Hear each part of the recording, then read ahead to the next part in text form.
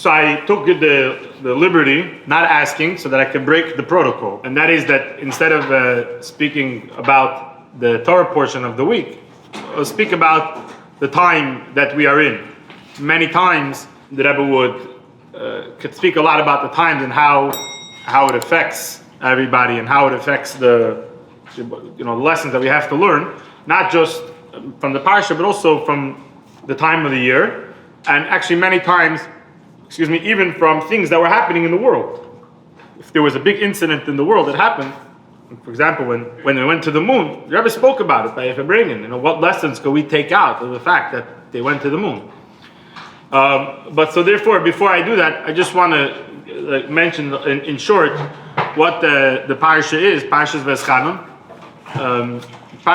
The whole book of Devarim is what we would call in Chassidic language a large Chassidic Farbrengen, where Moshe Rabbeinu, Moses, is having a discussion with the Jewish people, encouraging them what they should do, what's going to happen, and also reminding them what happened in the past in order to rebuke them for the things that they did wrong. So, in this week's parsha, Moshe Rabbeinu continues, and it's called Veschanon. Veschanon means that I prayed and I asked God, and it has the number value of 515, I believe.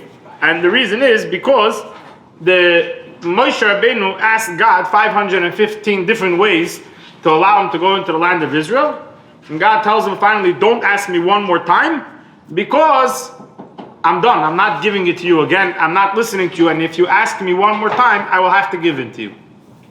Then Moshe Rabbeinu continues on talking about the relationship between God and the Jewish people, between God and the Jewish people in words that were never spoken before. Talking about God, how great He is, talking about God, His oneness, talking about God in his and how He's single and there's nobody else like Him, and so on and so forth. And then Moshe Rabbeinu tells the Jewish people that I know there's going to come a time that you're going to forget all of this, and you're going to forget that God chose you, and you're going to forget that God did something that never happened before and will never happen again, to take, like he uses the expression, take one nation from another nation and make them a new nation.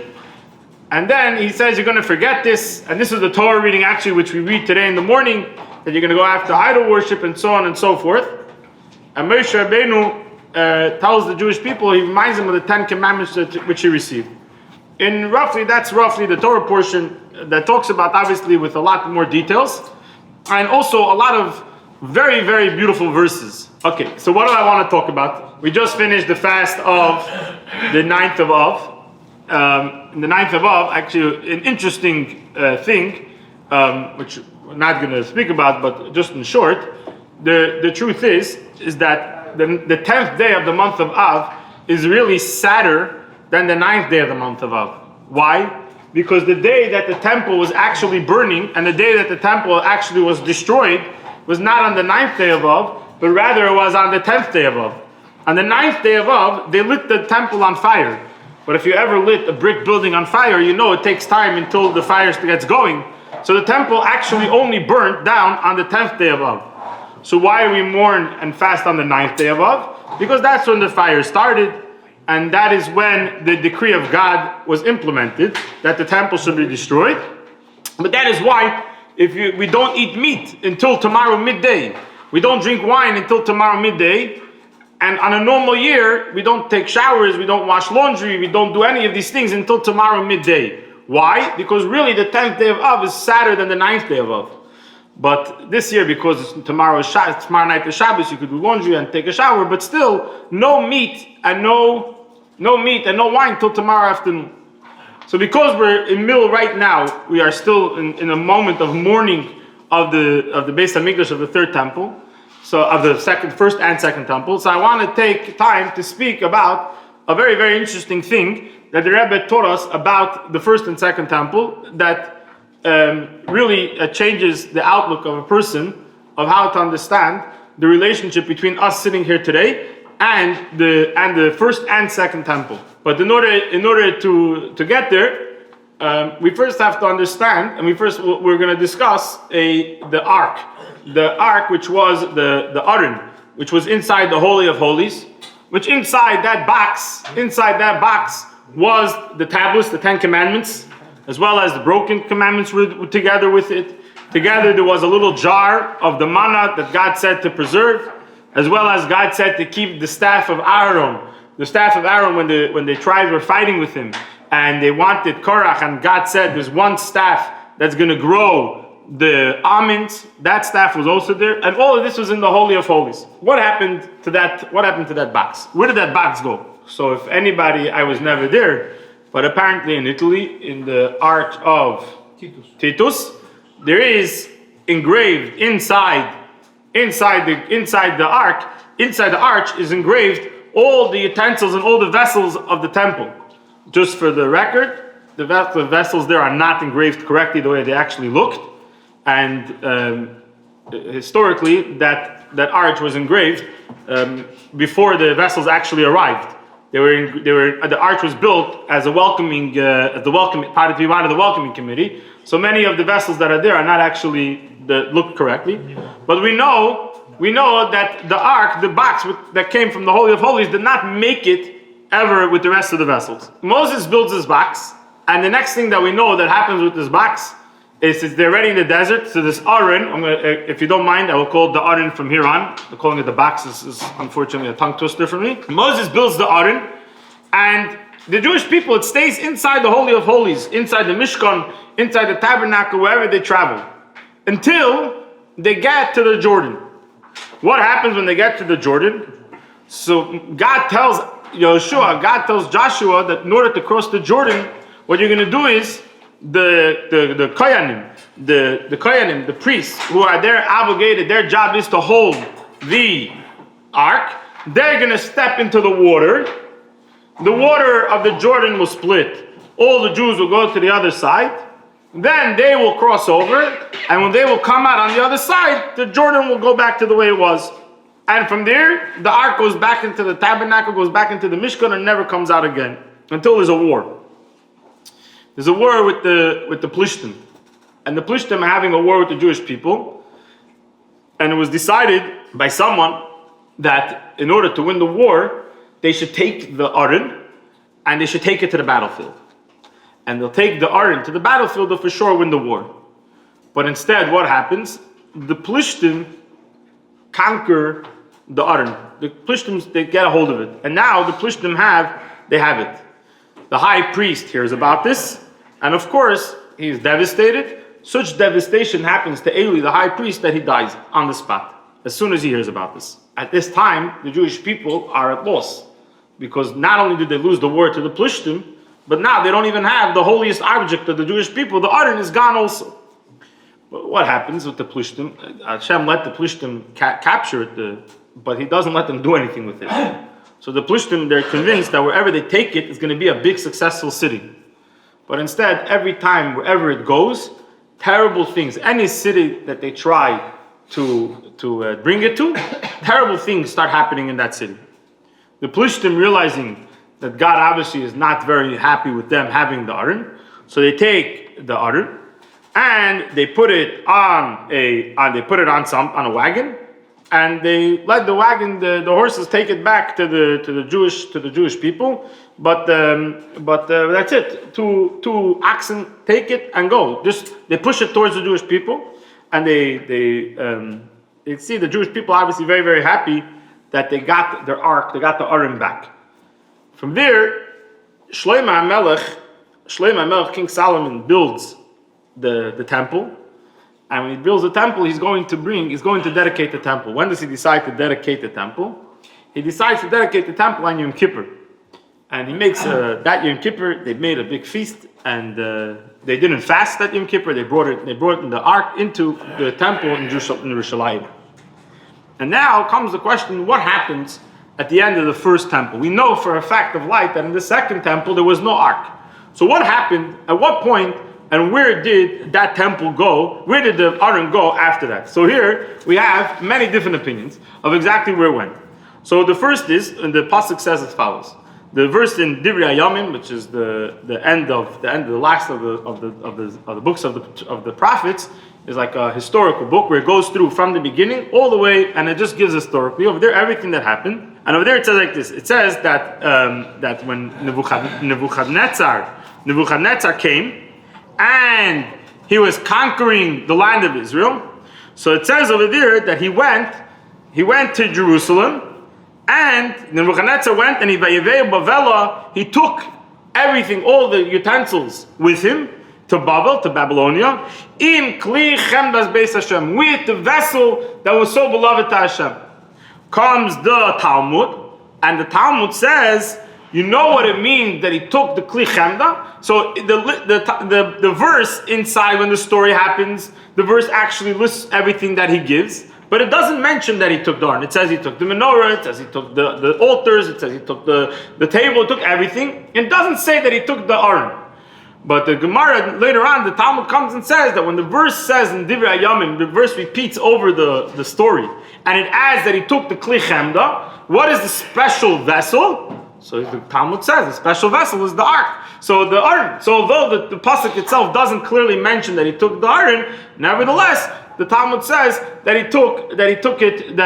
From this pasuk we see that he took it to Babel, and this is what Rabbi Shimon Bar Yochai and Rabbi Eliezer both say. But although that sounds like it should be a finished story, of course there has to be another way. The Gemara has another opinion, and the other opinion says like this. It says, going back to when they built the temple, the verse over there says that King Solomon, they built the whole thing, and Yadi is talking everything that happens, and then it says Vayiviu HaKoyanim, the Koyanim brought as Arim Bris Hashem, they brought the Ark of Hashem, where El Mekoymai, till its place. So the commentaries say, what does it mean they brought it till its place? It should say they brought it to the Holy of Holies. Why did it say over here that they brought it to its place? So the commentaries explain, because there was another place in the temple for the Ark. There was the Holy of Holies, but the truth was that there was another place. And that place is a place that the verse describes, you cannot see it from the outside. And at the time over there, the verse says that the ark is there ad hayom hazen, till this very day. How could it be there until this very day? How could the verse say something until this very day? We know it's not in the Holy of Holies because there's no ark in Jerusalem now. So how does the verse say that it's there until this very day?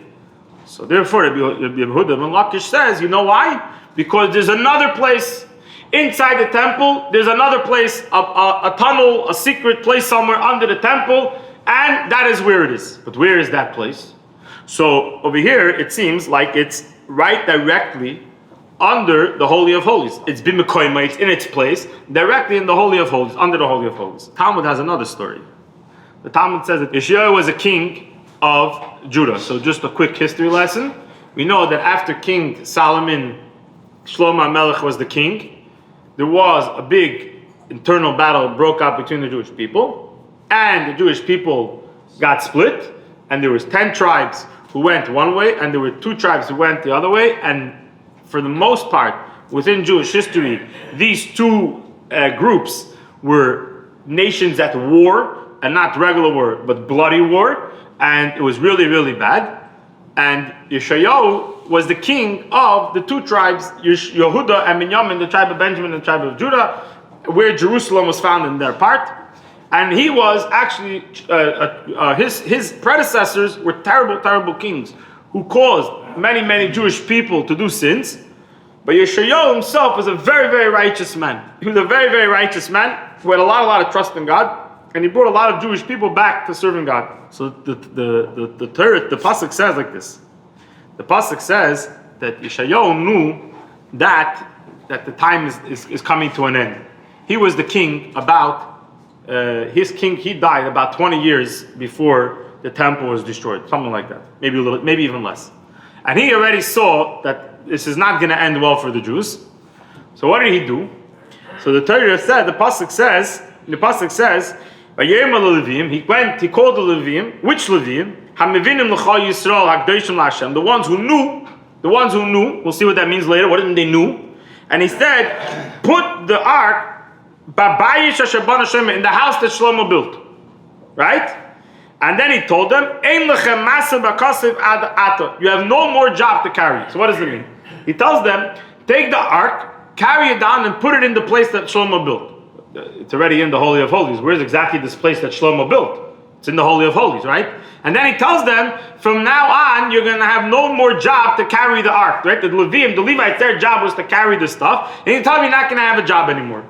So from here, the Talmud tells us, we know that the Levites lost that job, 20 years before the destruction of the first temple. The ark, the Aron, was hidden. So this gives us the historical background that we understand in order to understand what we want to understand, what we want to learn today. The Rambam in his book Code of Law has a rule, and the rule is everything that I write in this book is only for one purpose: to teach you a law, to teach you how to live.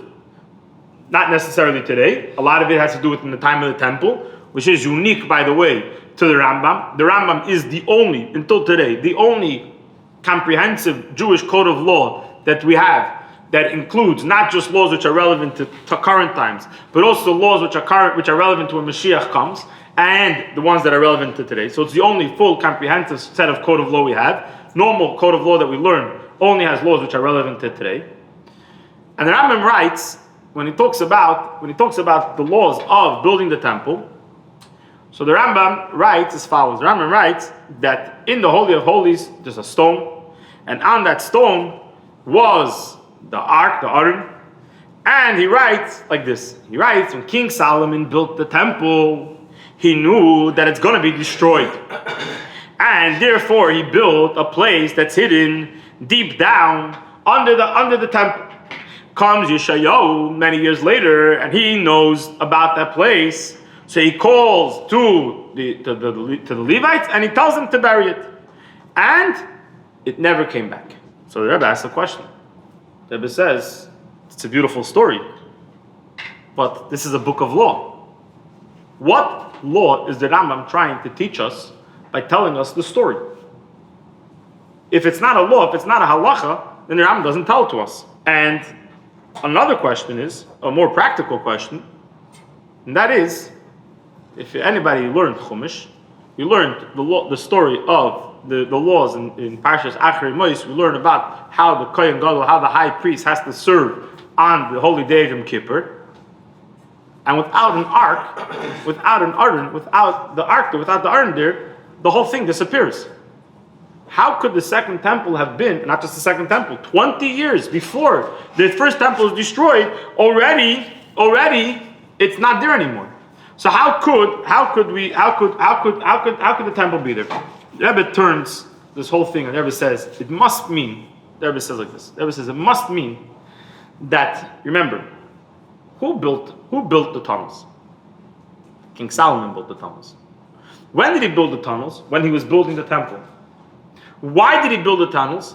Because he knew that the temple was going to be destroyed. That's a weird thing to do. Build a temple for Hashem, knowing that it's going to be destroyed. So the Rebbe says that when King Solomon built the temple, he didn't build one place for the ark. He didn't build one place for the ark. He initiated building two places for the ark. And not just because he wanted to have a place, just in case we'll have a hiding spot. No.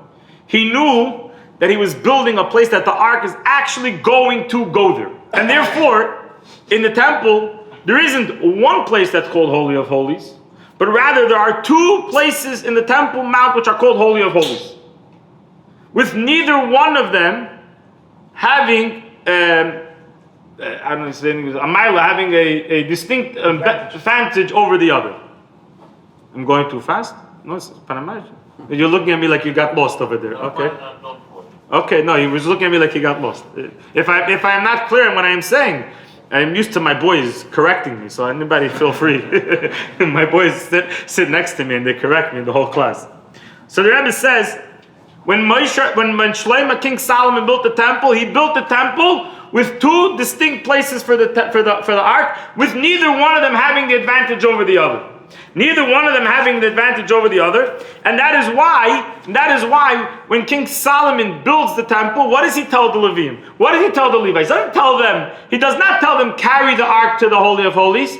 He tells them carry it to the place that I set up. Which place did he set up? One or two. They could take it to either one. He's no difference. It's in the place that I set up. In the place that I set up, that's where you should take it. Why? Because King Solomon understood that the temple is going to be destroyed, and nevertheless, we're going to still have to have the Holy of Holies. We're going to have the Holy of Holies. And that is why, says the Rebbe, if you look at the story, the Rambam comes, and the Rambam tells us the whole story of why Yeshayahu went to hide it the way he hid it. The Rambam wants us to understand something. The Rambam wants us to understand that when Yeshayahu hid the ark in the tunnel, he was continuing that which King Solomon started, and that is why who had to give the command, move the ark. It wasn't, oh my gosh, there's a battle coming, let's move the ark. It wasn't, oh my gosh, what are we going to do with this thing? Some guy coming saying, let's hide it quickly. The IRS is coming, we have to hide. You know, the story, and this is when the previous Rebbe was becoming arrested. It says the Rebbe that's why King Yeshayahu came, and Yeshayahu came, and he was the king. Who else was a king? King Solomon was a king. Who had to carry it? Who did Yeshayahu tell to carry it? La'levim ha'mevinim. He went to find the Levites. What does it mean, mevinim? Why were they mevinim? What did they know? Mevinim means they had knowledge. What knowledge did they have? There were a select few Jews who knew where to find the Talmud. These Levites had a tradition, a secret tradition that was passed down from generation to generation, exactly where to find the Talmud.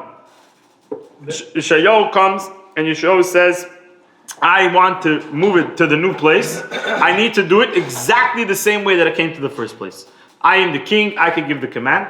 Just like King Solomon could give the command to move the ark, because nobody else is allowed to give the command.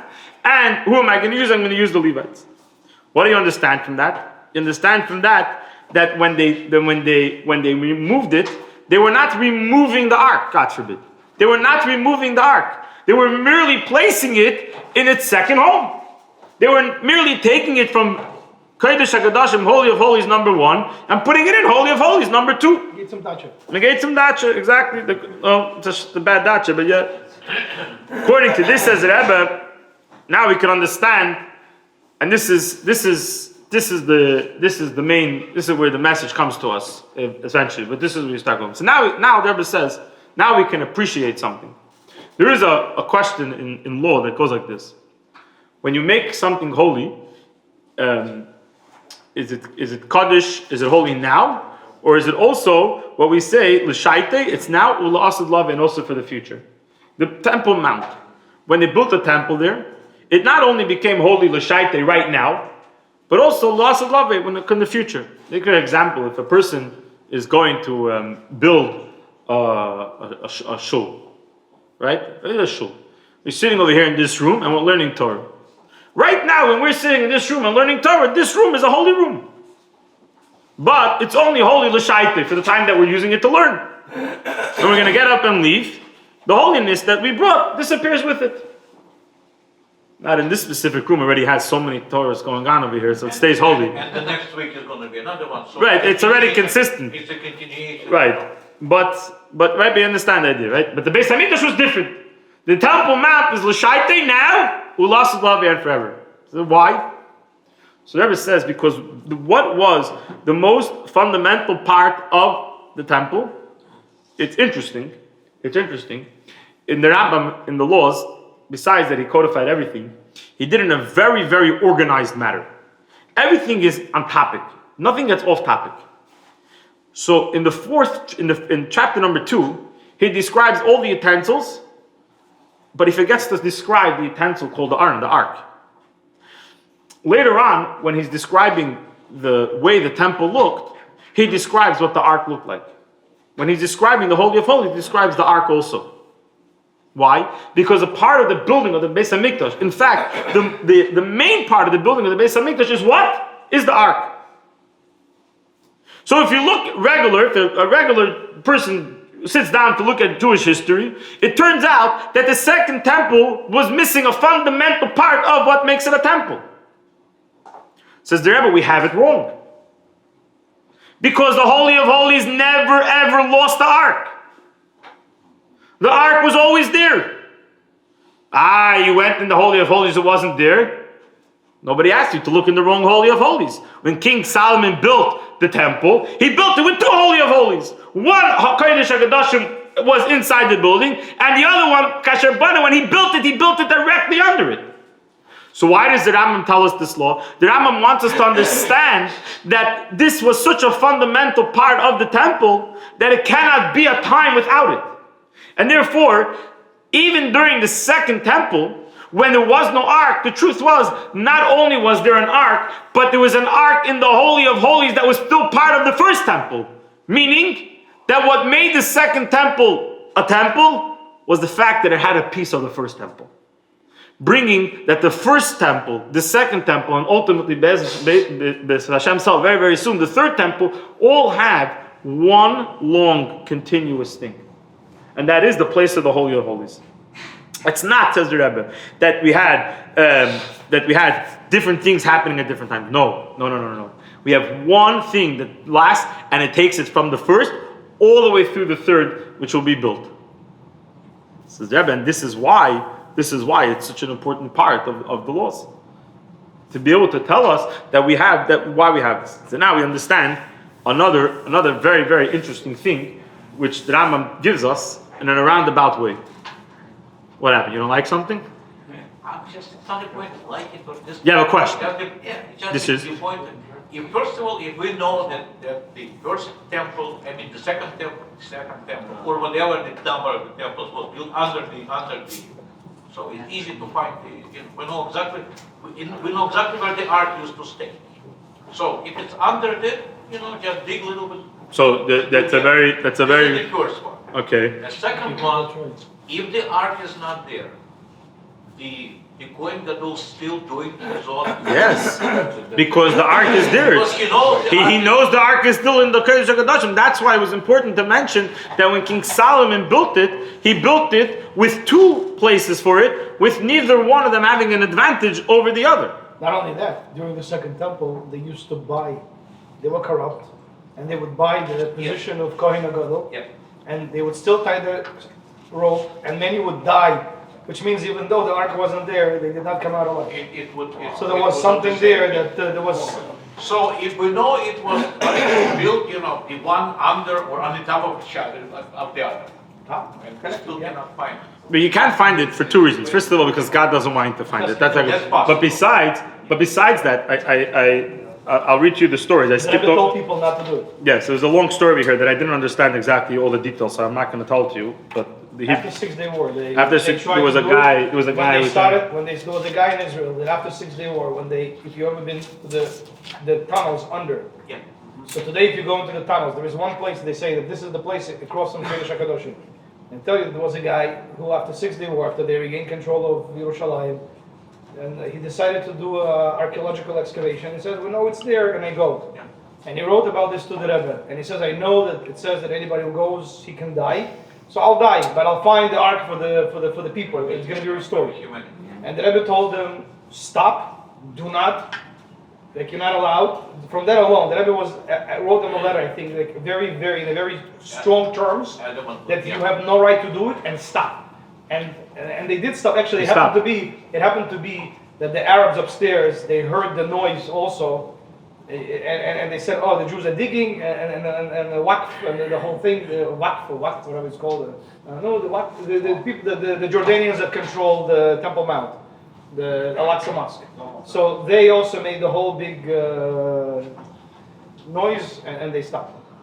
So the Rebbe writes. It's the thing Rebbe writes in that same letter to that same person when he decided that he's going to stop. The Rebbe reminded him Lishmer ala kodesh shelo yigubay, to watch over the holy place that nobody should touch it. V'lei b'sveike v'svek sveike, and also not to go near even the thing which is maybe of a maybe that it might be the right place. Because why are you scared of the temple? Not because of the temple itself, because God told us that we're not allowed to go to it. So you could dig, but God told us we're not allowed to. But here the Rambam teaches us a beautiful thing. The Rebbe points out a beautiful thing about the temple, about exile and the destruction of the temple, because it comes out a very interesting thing. The Rebbe says God told King Solomon to build a temple. The Rebbe says, how could it be that a non-Jewish king came and destroyed the house of God? How could that be? He built the house for God, and comes an evil man and destroyed it. How could that be? So Rabbi said there's only one way that it's possible to be. Because when King Solomon built it, what did he say? He knew that the temple was going to be destroyed. And therefore, when he built it, he built into it the mechanism that it could be destroyed by building that thing under it. So King Solomon, when he built the temple, he built it in a way that it could be destroyed. And before we get to the second half of what Rabbi points out, this in itself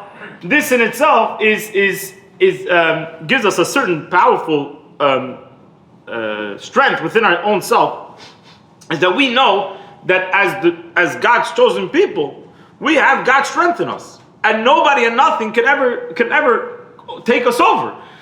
It can never be that some outside force, ungodly force, could actually take control of your choices to choose your life to be a good Jew, because you are chosen by God. And God chose us and gave us the strength we need. The only reason that it could be is if God chose it, and God never chose that. So therefore, that should give us our inner strength. But then the question becomes the other way. How could King Solomon desecrate Yom Kippur to build a temple that he knows is going to be destroyed? He's building it. How could you build a temple with that mechanism? And the answer is because Rebbe, this is a theme that the Rebbe spoke about every time he spoke about the destruction of the temple, that there's no way a person could believe that the destruction of the temple only had a bad thing to it. But rather, it was because ultimately God understood that this was going to take us to the next step in the second temple, which was greater in certain ways than the first temple. It was bigger and larger and nicer, which will ultimately also got destroyed, because ultimately we need to come to the third temple, which will be a building that God himself built. And therefore it's going to last forever. That's why then I was hungry all day. Oh, so why then were you hungry? Because first of all, that's a very good question. I'll get there in a second. So the Rebbe says, therefore, when King Solomon built the temple, since a human being was building it, he knew that it's not the ultimate building that we could have. And since it's not the ultimate building that we could have, so therefore he built it so that it could be destroyed, so that we could eventually have the one that God himself builds. And in other words, that was the mechanism, because he knew that it's not the ultimate one. He knew that God has to build the third temple. So the whole thing of people should make the mikdash. People should make the sanctuary. Yeah. So even the whole idea that we should transform the world. Right. A very good question. What?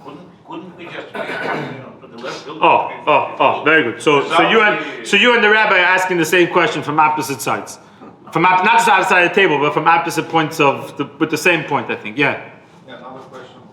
God gave Jews a choice, right? Yeah. I mean, ultimately, the Jews were the ones who brought it down, right? Right. So in reality, they knew that it's going to get destroyed, but then So just because your question is a little bit more off topic, so I'll answer it first. And that is that although God created us with free choice, but when we make that choice is up to us. But ultimately, even Moshe Rabbeinu writes in this week's Torah portion that there's going to become a time when you're going to go away from God. It's inevitable that we're going to make that bad choice. The question of timing and how bad and so on and so forth, that has to do with questions of free choice, which is another whole section of trying to Jewish philosophy that we could talk about another time. But regarding why build it by man, or like the rabbi put it, isn't the whole purpose that man should build a building. That is true. In other words, nobody's saying that the person doesn't have to build a temple. Nobody's saying that isn't the purpose that we have to do our part. And you cannot wait for Hashem to do his part. Why? Because the way that we get Hashem to build the temple the way that we force God to build the temple that's going to last forever is only because we showed him that we brought the world into a place, into a space where the world is able to receive a temple that God built. Because the temple that God built, if it would just come down, the world would disappear. This is not the best example, but if you were to sit by a class where the person is such a great genius, and he also doesn't have the ability, but he's going to give his wisdom, and the students over there never learned anything on that subject, they're going to all walk out of the classroom. Why? Because they can't receive what he's trying to give them. God created the world with darkness. God created the world where you can't see. You can't see that it's holy. That's how he created the world. That is the design. By design, that's how the world looks. What he wanted is that we should build the first temple. What he wanted was that we should build a second temple. What he wants from us today is that we should, in our personal lives, make a temple, make a place where God could rest. Why? Because then we elevate all the students. We elevate the whole world to a place that when God does bring down his temple, when God does bring down the minyana, the building that God himself built, what's going to happen? We're able to say, wow, I could appreciate that building. If you don't study, you're not going to understand the lesson. You won't ace the test. If you don't prepare, if you don't do your prerequisites, you can't get into medical school because you're not going to understand what they're talking to you about. That is what we're trying to do over here. So why are we mourning the first and second temple? If it's anyways, we knew it was going to be destroyed, Eliezer wants to know. Why did we not eat for 25 hours? So the first and simple answer is because even though it wasn't the ultimate temple, it was still the place that God rested. And God was there. There's a very beautiful, very famous clip. I'm surprised that they didn't send it out, with the Russian translations. The Rebbe is talking about, Rebbe is quoting from, I believe, the Lubavitcher Rebbe, and the Rebbe says over there that everything that happens is something that continuously happens. And the Rebbe says, therefore, if something is continuously happening, so the Rebbe says that means that the destruction of the temple is not something that happened 2,500 years ago, or whatever, 2,000 years ago, but rather it's something that's happening right now. So the Rebbe says, and this is, think about this for a second, this is regardless of the fact that we're hoping and praying for a better one. The Rebbe says that, the Rebbe is saying, so what does it come out? If the temple, imagine, the Rebbe says, you were standing 2,000 years ago in Jerusalem, and you saw the temple being destroyed. And the Rebbe uses the following expressions. It would be a Jew, a hard Jew with a heart of rock, right? And he's watching with his own flesh eyes the way the temple is being destroyed. It says that Rebbe he would do anything he could to stop it. This is God's home. So Rebbe says, if so, we're sitting over here today, right? And every day the temple is being destroyed. Mishaloi nivne beis hamikdash b'yamav, says the Talmud. Anybody the temple was not built in his day, kilu necher b'yamav, as if it was destroyed in his day. So it means the temple, God forbid, is being destroyed right now in front of us. What does that mean? What do we do to stop it? This is also a good question. But what does it mean it's being destroyed in front of us? That means that when you look in the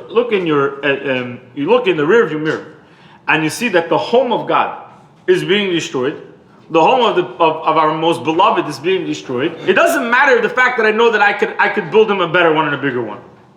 That's not what I focus on. Right now it's being destroyed. I have to focus on the fact that I have to stop it from being destroyed. Tomorrow morning, after it was already destroyed, I have to plan how am I going to build a bigger and better one. But right now I can't live with the fact that it was destroyed. And once a year on Tisha B'Av, we take our entire focus off the fact that we have to rebuild it, and we focus only on the fact that it was destroyed. And why is that important? So this was something that came to me a few of this year. I'm going to finish with this. It says in Shulchan Aruch, it says, Mishel Nichnas Av, when the month of Av comes in, Mematim B'Simcha, we lessen our joy. Which, by the way, means very practical halacha. That is how you have to live your life. It's not a game. That's what it means. It's very, very simple and straightforward. But the Chassidus, it puts a twist to it. It says, Mishel Nichnas Av, when the month of Av comes in, what's Av? Everybody knows Av means defined by mourning. So when it comes the time of mourning, Mematim, how do you make the month of Av get smaller? B'simcha, by adding in joy. It takes the thing and twists it on its head, right? So some people come and they say, oh, so it means I have to dance and drink and this. God forbid, that's not what it means. First of all, the word simcha over here, when it says joy, in this context, it means learning Torah. It says in the pasuk, that the Torah is what gives us true joy. But ultimately, we never take away the of. If you're focused only on adding joy, and you forget that you're mourning, then what is your joy for? But if you're joyful because you know that although I lost the temple, I have the ability now to rebuild it. So only if I remember that I lost the temple will I even have initiative. I'll even have desire to rebuild it. If I forget that I lost the temple, right? The guy who forgets that he used to have a big house has no interest in building himself a new one. Once he's comfortable living in the trailer park, he says, "What do I need to go buy a house for? I used to live in a big house, but I'm happy in the trailer park." So we have to remember the big house. We have to remember that we had a Beis HaMikdash. And therefore, once in a while, we have to mourn for the Beis HaMikdash. Because otherwise we're going to forget. And only if we keep that in our rear view mirror, that what our old house looked like, what the Beis HaMikdash used to look like, then ultimately we'll have the true simcha, the simcha of Bias Gel Tzedek, of the coming of Mashiach, may it be speedily l'chaim.